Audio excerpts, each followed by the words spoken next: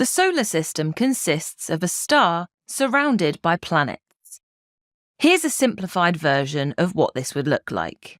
In the centre is a star, a huge ball of gases that are releasing energy through nuclear reactions. Then surrounding this are numerous planets of different sizes, compositions, and at different distances from the star. Note that in reality there would be a much greater difference in size between the planets and a star, and the distances between them would be a lot bigger than they seem here. At the centre of our solar system lies a single star, the Sun. It's not the biggest star in the universe by far, but it's still very bright and hot. It gives the Earth the heat and light we need for life to survive. Then, 8 planets orbit the Sun. The Sun is a lot more massive than these planets, and so it has a large gravitational field. This means the planets are bound by gravity, which is attracting them towards the centre of the system. The planets then travel on orbits that stop them from being pulled into the Sun. But is there anything else in this solar system? Well, beyond these planets lie smaller dwarf planets. The most famous of these is Pluto, which is much smaller than the Earth or any other planet in the solar system. It would be found here, further away from the Sun than any of the other planets. There's often a lot of debate about whether Pluto is actually a planet or a dwarf planet. This is because the definitions for these are a bit up to interpretation, but we'll learn more about that elsewhere. For now, what else is there in the solar system?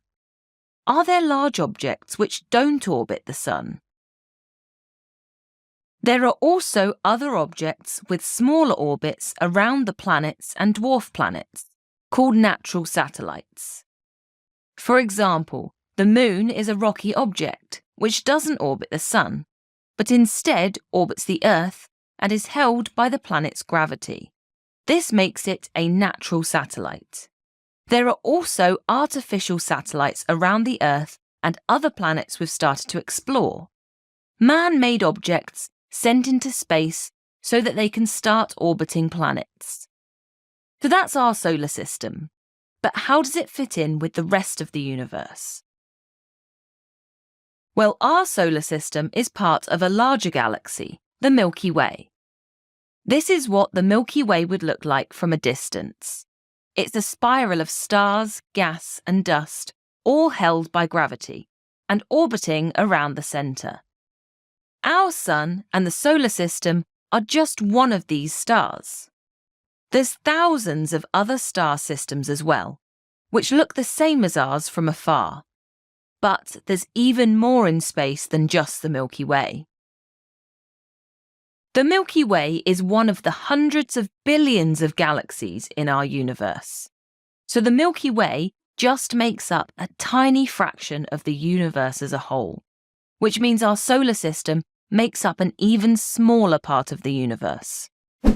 Thanks for watching. If you want to take your GCSE revision to the next level, head over to launchpadlearning.com and check out our smart learning platform that's been designed to get you top results in your exams.